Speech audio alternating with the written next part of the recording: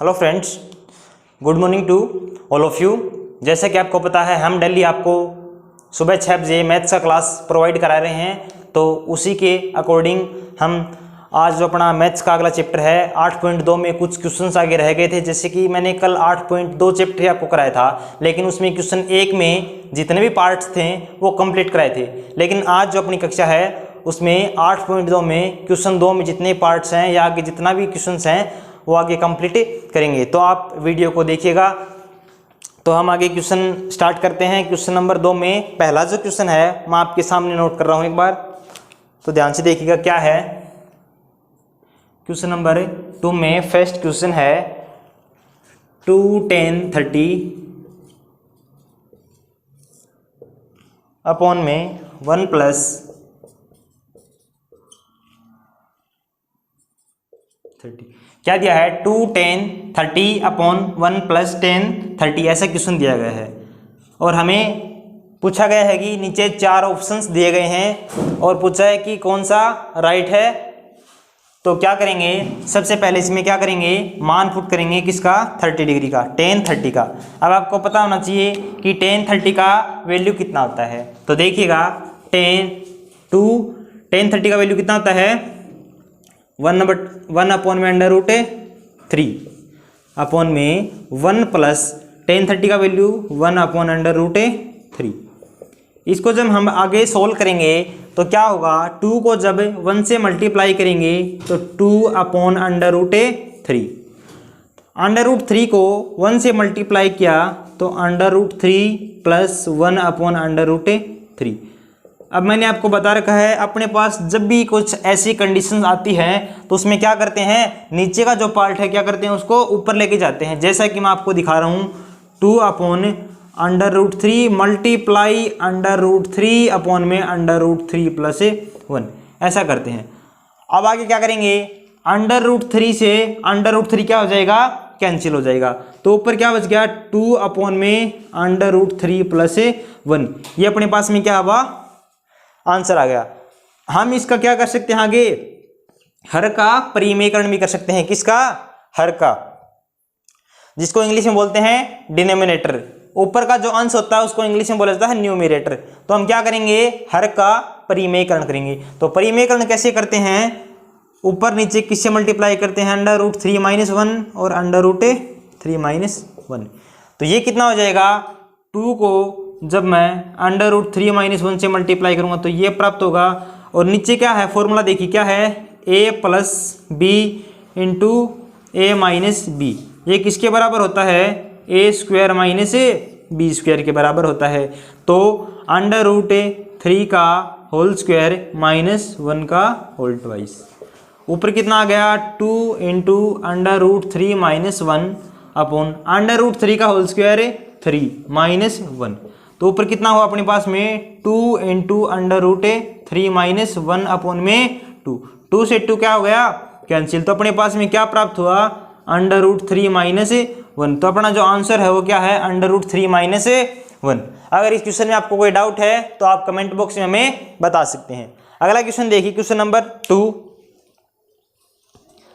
1 minus 10 square 45 upon में 1 plus क्या है, 10 स्क्वायर 45 वैल्यू फाइंड करनी है। अब हमें पता होना चाहिए कि 10 45 है उसका वैल्यू क्या होता है। तो मैंने आपको सारणी में याद करवा रखा है कि 10 जो 45 होता है उसका वैल्यू कितना होता है, 1 होता है। तो देखिए क्वेश्चन क्या है,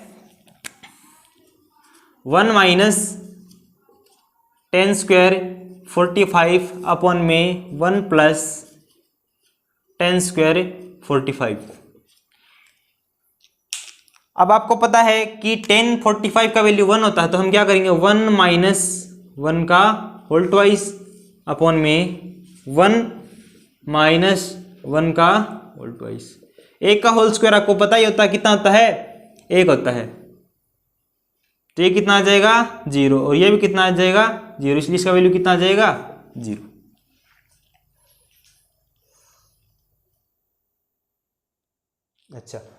अच्छा ये प्लस का है, कितना है, 1 प्लस 10 45 है, तो 1 प्लस 1 करेंगे तो कितना आ जाएगा अपने पास में 2, और नीचे क्या आएगा 2, और जब 0 में 2 से डिवाइड करते तो कितना आता है, 0 आता। आपको पता होना चाहिए कि जब मैं 0 में किसी भी संख्या, किसी भी नंबर का डिवाइड करता हूं तो हमेशा कितना आता है अपने पास में? 0 आता है।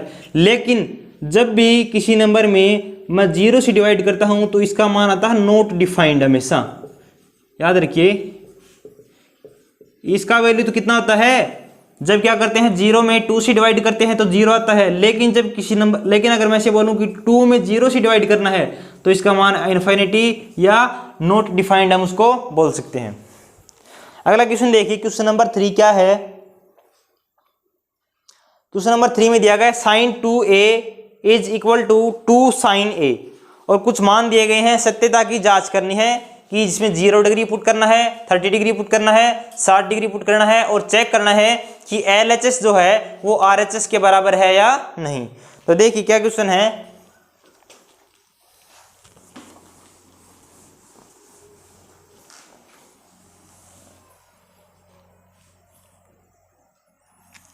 अपना जो क्वेश्चन नंबर 3 है ऐसा दिया है, साइन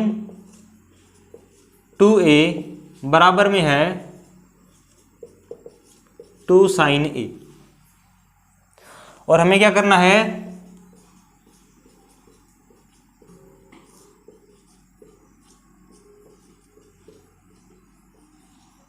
सत्यता की जांच करनी है कि LHS जो वो RHS के बराबर है नहीं। किसमें? a बराबर हमें पुट करना है 0 डिग्री, 30 डिग्री, 60 डिग्री, 90 डिग्री। आप ये रख के क्या कर सकते हैं? चेक कर सकते हैं। तो आपको मैं 0 डिग्री रख के आपको पुट करके दिखा रहा हूँ। उसी प्रकार से आगे के जितने भी जो मान है उसको पुट कर सकते हैं। तो जब हम 0 पुट करेंगे a की जगह तो क्या होगा? देखिए, sine 2 into 0 is equal to 2 sine 0। अब आपको पता है 2 को जब 0 से मल्टीप्लाई करेंगे तो कितना आ जाएगा? साइन 0 बराबर आगे कितना है? 2 साइन 0 डिग्री। अब साइन 0 का वैल्यू कितना होता है? 0, और साइन 90 का वैल्यू 1। तो साइन 0 का वैल्यू कितना है? 0, और 2 को जब मैं आगे 0 से मल्टीप्लाई करूँ तो कितना आएगा? 0। यानी LHS है वो किसके बराबर है?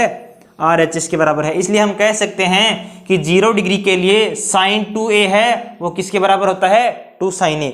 वास्तव में जो साइन 2a होता है इसका जो फॉर्मूला होता है वो होता है 2 साइन a cos a।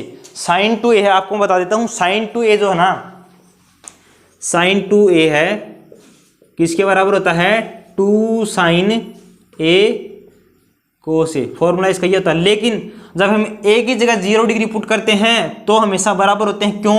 क्योंकि जब cos 0 का वैल्यू इधर पुट करेंगे तो cos 0 का वैल्यू कितना आता है? 1, और ये 1 है, और 1 को जब किसी भी संख्या से मल्टीप्लाई करते हैं तो सेम वही संख्या प्राप्त होती है। इसलिए कितना प्राप्त हुआ? साइन 2a, 2 साइन a, और ये कितना है? Sine 2a। इसलिए अपने पास में ये क्वेश्चन ऐसा दिया गया है। अब हमने सत्यता की जांच कर ली है। इसी प्रकार से आप क्या कर सकते हैं? 30 डिग्री, 60 डिग्री और 90 डिग्री का वैल्यू पुट करके भी क्या कर सकते हैं? मान फाइंड कर सकते हैं। अगला क्वेश्चन देखिए क्या है। क्वेश्चन नंबर जो 4 है पार्ट नंबर 2 में, वो है 2 tan 30 अपॉन में 1 माइनस tan स्क्वायर है 30।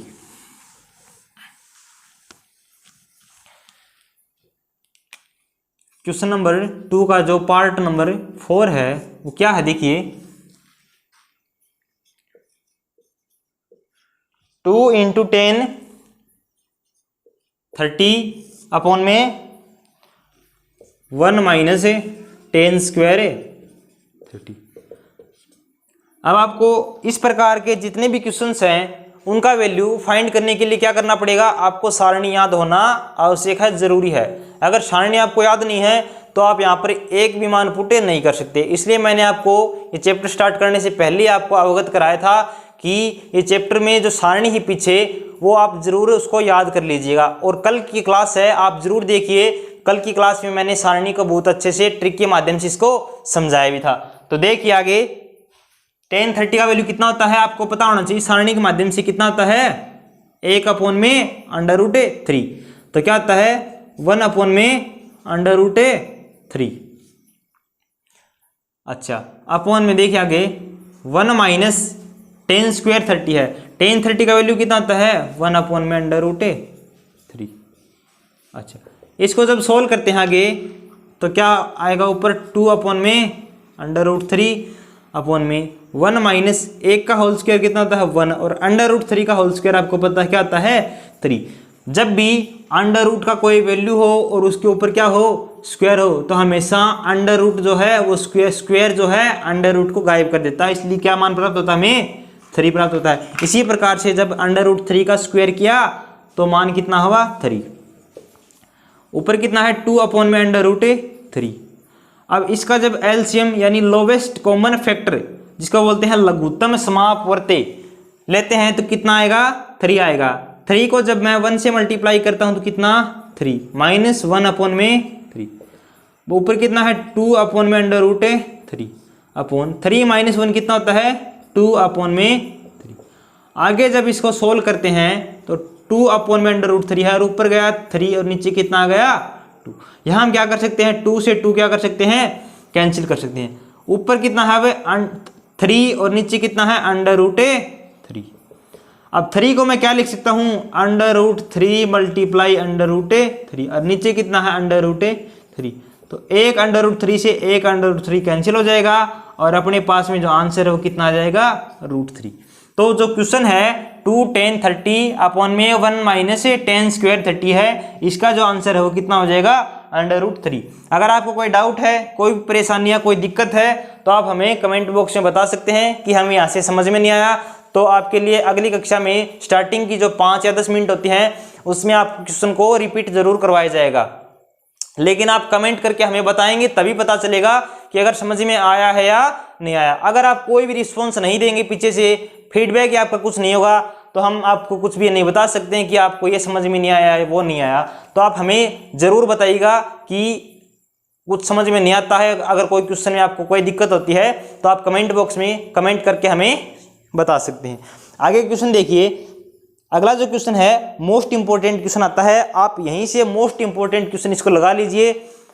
लगभग मैंने देखा है पीछे का जो प्रीवियस बोर्ड का जो एग्जाम हुआ मैथ्स में, उसमें 2016 में और 2018 के पेपर में आप उठा के देख लीजिए, 2015 का और 2018 का जो एग्जाम हुआ है उसके अंदर अब जो मैं क्वेश्चन करवा रहा हूँ क्वेश्चन नंबर 3 आया हुआ है। मोस्ट इंपॉर्टेंट क्वेश्चन है, 3 नंबर में क्वेश्चन आता है। इसका जो मैक्सिमम मार्क होता है वो कितना होता है 3 होता है। तो 3 नंबर के क्वेश्चन में ऐसे क्वेश्चन जरूर आते हैं, तो इस क्वेश्चन को इंपॉर्टेंट लगा लीजिए और आप ध्यान से बोर्ड पे देखते रहिए।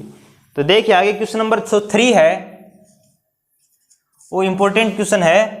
और क्वेश्चन क्या है,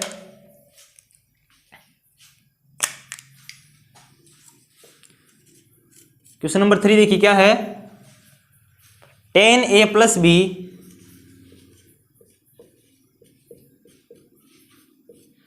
इज इक्वल टू 60 डिग्री और अपने पास में दिया है tan a माइनस बी बराबर 30 डिग्री। ऐसे क्वेश्चन में हमें दिया गया है और कुछ शर्त दी गई हैं, कंडीशंस दी गई हैं। वो कंडीशंस क्या हैं आप देखिएगा, क्या है a प्लस बी का जो वैल्यू है वो हमेशा बड़ा होना चाहिए किससे 0 डिग्री से, और किससे छोटा होना चाहिए 90 डिग्री से, और 90 डिग्री के बराबर हो सकता है। इसका मतलब यह है कि a प्लस बी का जो मान है 0 से बड़ा होगा, 90 डिग्री से छोटा होगा, या 90 डिग्री की क्या हो सकता है तुल्य हो सकता है, यानी बराबर भी हो सकता है। तो इसमें क्या करना हमें, इसमें a का और b का मान ज्ञात करना है। किसका a का और b का। तो देखिए हम कैसे करेंगे, इक्वेशन नंबर ये मान लिया हमने फर्स्ट है और ये क्या है इक्वेशन नंबर सेकंड है।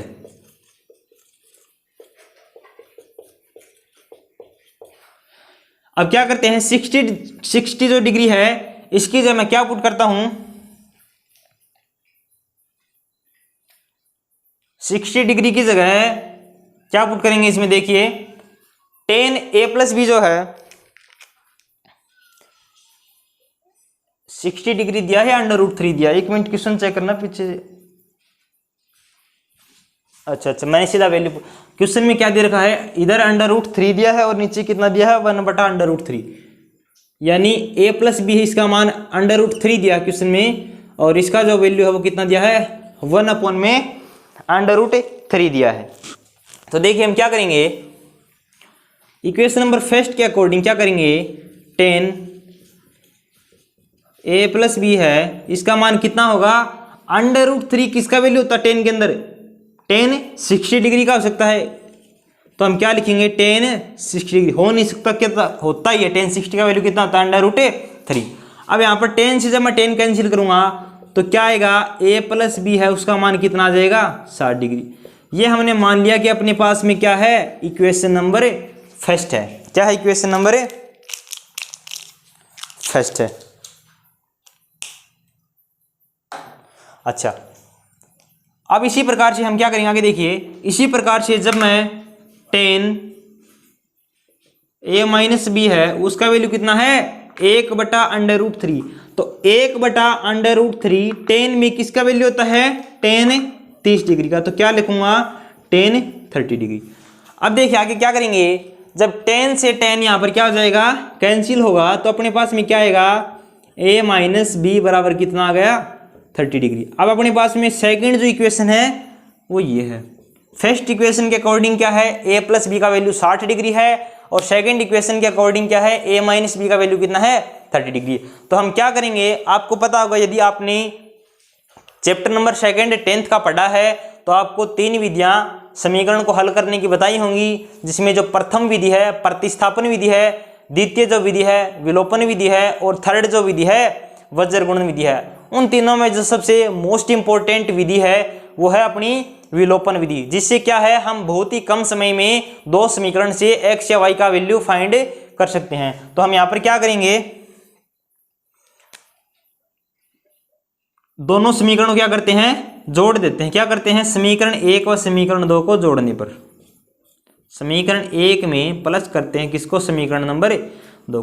जब समीकरण 1 में समीकरण 2 को जोड़ेंगे तो देखिए क्या होगा, a प्लस बी, इसको जोड़ेंगे तो क्या होगा, प्लस a माइनस बी बराबर, देखिए ये कितना है 30 डिग्री प्लस में 60 डिग्री।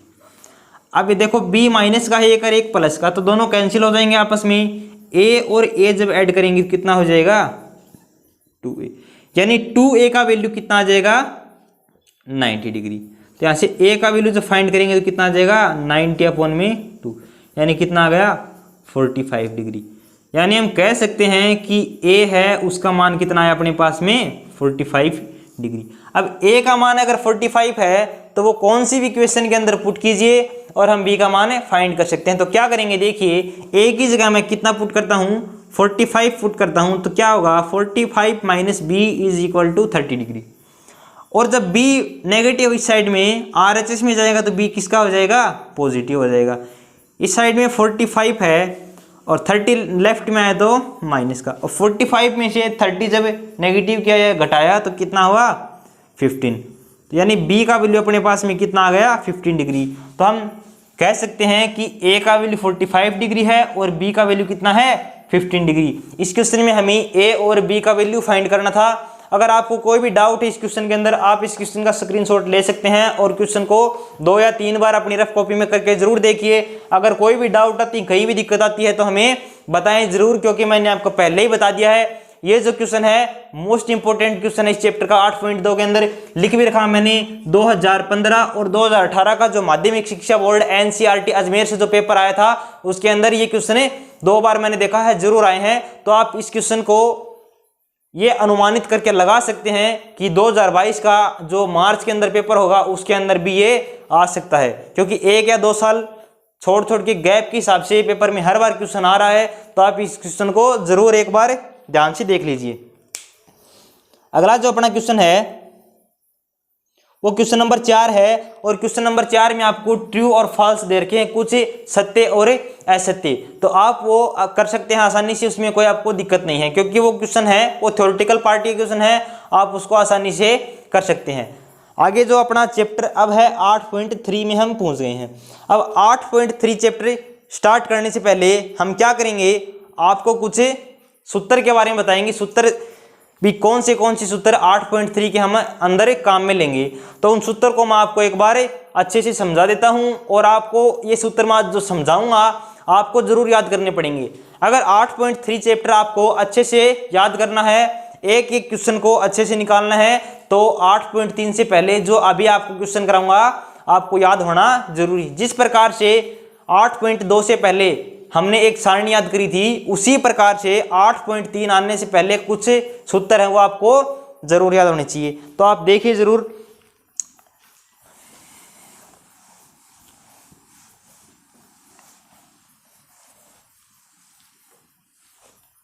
कुछ इंपॉर्टेंट हैं जो ध्यान से आप देखिए क्या है।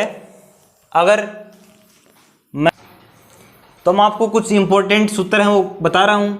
जैसे कि आपने देखा भी होगा कि अपनी बुक्स में है, क्या है, साइन 90 माइनस थीटा। इसका मतलब है अगर 90 में से कोई भी कोण घटाते हैं तो उसमें जो साइन का वैल्यू होता है वो किस में चेंज होता है, कोस थीटा के अंदर। साइन 90 माइनस थीटा क्या होता है, कोस थीटा। इसी प्रकार से जब कोस 90 माइनस थीटा लेते हैं तो उसका वैल्यू कितना होता है, साइन थीटा। यानी sine 90 minus theta cos theta, cos 90 minus theta sine theta. याद कर लीजिए, sine 90 minus theta cos theta, cos 90 minus theta sine theta.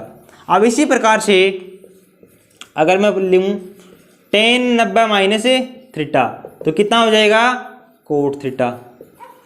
और इसी प्रकार से अगर बोलूँ कोट 90 माइनस थीटा तो इसका मान कितना हो जाएगा, tan theta. Tan 90 minus theta cot theta, cot 90 minus theta tan theta. इसी प्रकार से जब मैं सेक 90 माइनस थीटा क्या होता है, कोसेक थीटा। इसी प्रकार से बोलूँ अगर cosec 90 minus theta sec theta. अब मैंने आपको सामने जो 6 इंपॉर्टेंट सूत्र लिखवाए हैं, इन्हीं के ऊपर पूरा जो 8.3 का चैप्टर है पूरा का पूरा डिपेंड है। अगर आप ये सूत्र को याद कर लेते हैं तो 8.3 जो चैप्टर है उसको करने में आपको बहुत आसानी हो जाएगी।